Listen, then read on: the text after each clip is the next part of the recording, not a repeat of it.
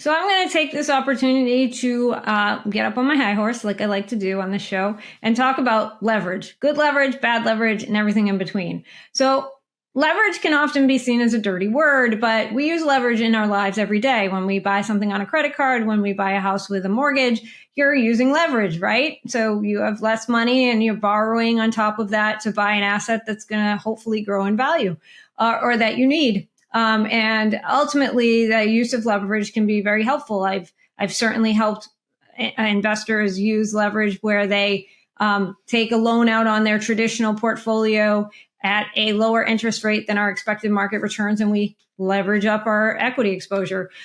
Leverage is also very commonly used when you are investing in alternatives. So if you are investing in PE, we talk about, buyouts and, we had all these kind of things in the 80s where the use of leverage was a big deal.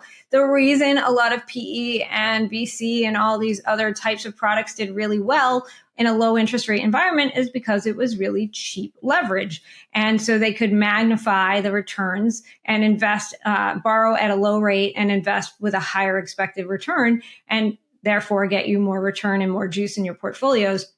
Using leverage to include and manage risk can also be really helpful. I talked about long short funds. When you go long a stock and then you short, you're using leverage to short. And so the short can be your risk management in many ways so that you can put more money in the stocks that you have high conviction of. Return stacking is the same idea.